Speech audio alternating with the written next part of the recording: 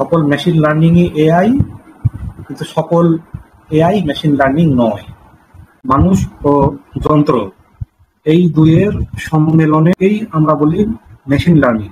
আমাদের যে artificial intelligence বা এআই, যেটা অনপ্যাসিভের মূল ভিত্তি, এই এআই এরই একটি শাখা।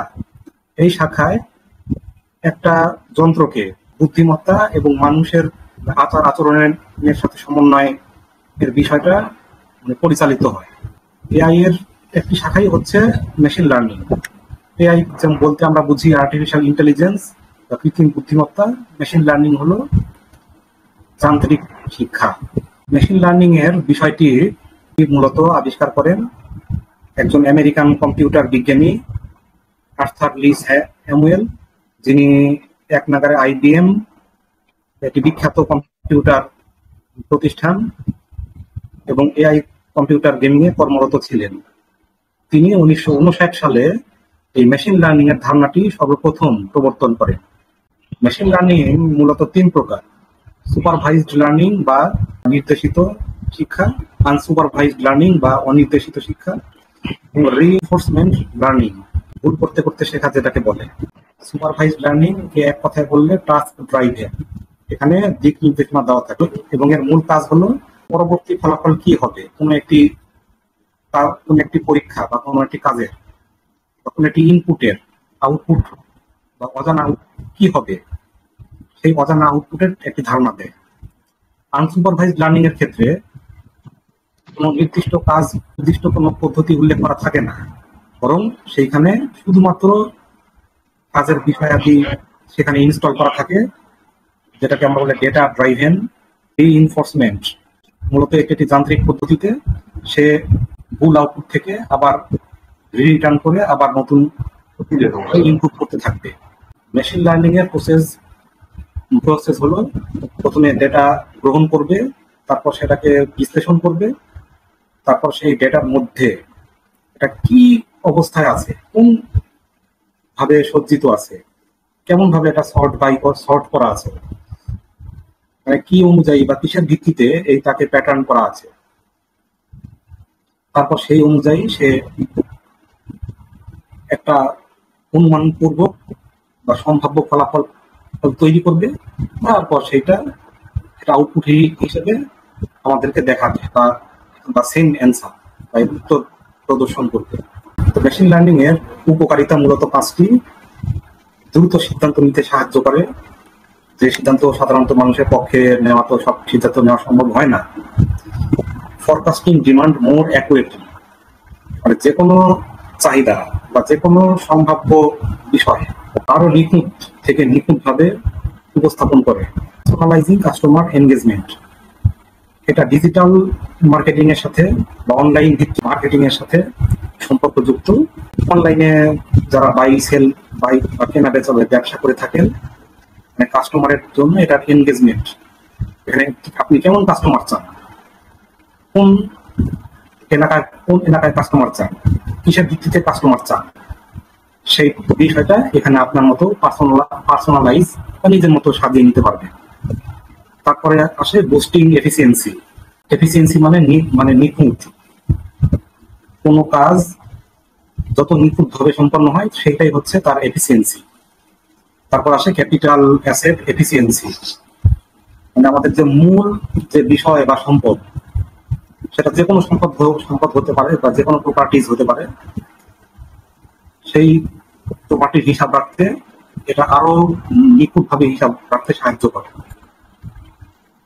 আমাদের বাস্তব জীবনে যতগুলো মেশিন লার্নিং এর উদাহরণ আছে, তার মধ্যে আমি এই 6টা উদাহরণ এখানে তুলে ধরেছি। চেহারা চিহ্নিতকরণ বা ফেস রিকগনিশন, কণ্ঠস্বর চিহ্নিতকরণ বা স্পিচ রিকগনিশন, তারপরে আসে মেডিকেল ডায়াগনোসিস।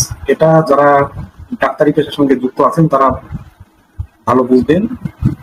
এটা যে কোনো রোগ নির্ণয় করে তারপর সেই অনুযায়ী চিকিৎসা করা হয়। স্ট্যাটিস্টিক্যাল আরবিট্রেজ, এটা যারা কমার্সের বা ফাইন্যান্স ব্যাংকিং এর সাথে যুক্ত আছেন তারা বুঝতে পারবেন।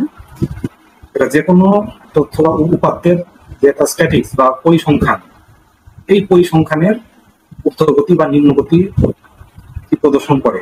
তারপর আসে প্রেডিক্টিভ অ্যানালাইটিক্স, যে কোনো সম্ভাব্য ঘটনা বা যে কোনো সম্ভাব্য পরীক্ষা বা যেই পরীক্ষা বা কাজের বা ইনপুটের মানে ফলাফল আমরা আমাদের জানা নেই, সেই রকম সে তার ইনপুটে রাখা সকল তথ্য বিশ্লেষণ করে একটি অনুমিত ফলাফল প্রদর্শন করে।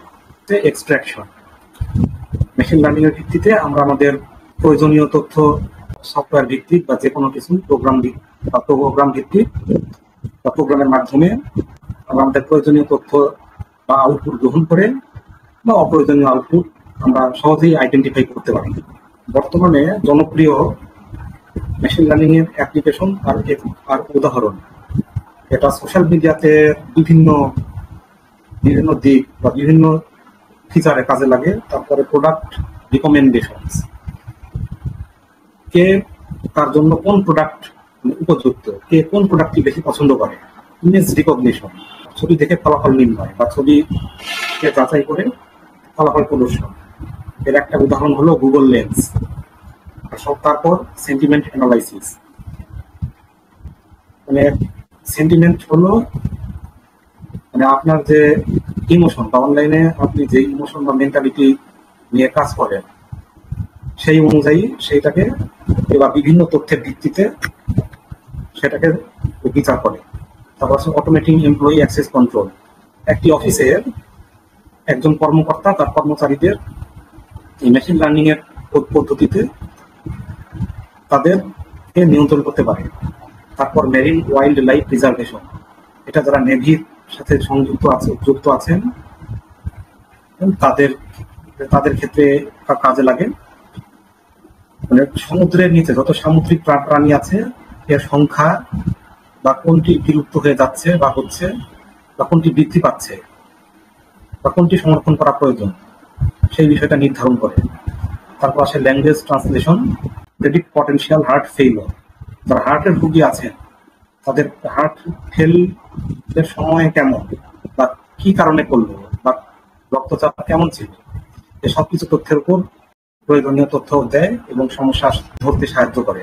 ব্যাংকিং ডোমেইন, ব্যাংকিং সম্পর্কিত যত প্রতিষ্ঠান আছে সেই প্রতিষ্ঠানের ক্ষেত্রে সেটা অনলাইন হতে পারে বা সরাসরি প্রাতিষ্ঠানিক ব্যাংক হতে পারে, সেইগুলোর ক্ষেত্রে এখানে কোন তথ্য কোথায় থাকবে বা কে তাকে কোথায় নিয়োগ দেওয়া হবে, কোন বিষয়টি কোথায় প্রয়োগ করা হবে সেই বিষয়ে নির্দেশনা নির্ণয় করা হয়।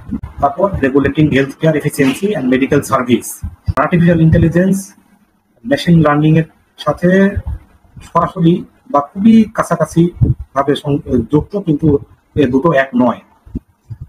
মেশিন লার্নিং এআই এর একটি সাবসেট বা উপশাখা বা শাখায় আমরা বলতে পারি। যদি আমরা একটি গোটা সম্পূর্ণ জগৎ হিসেবে ধরি তাহলে মেশিন লার্নিং হলো সেটা একটা শাখা। মানে এক কথায় সকল মেশিন লার্নিং এআই, কিন্তু সকল এআই মেশিন লার্নিং নয়। এতক্ষণ ধরে যে আপনারা ধৈর্য ধরে শুনলেন, আশা করি কিছু শিখতে পেরেছেন এবং এই ধৈর্যের জন্য আপনাদেরকে জানাই অসংখ্য ধন্যবাদ।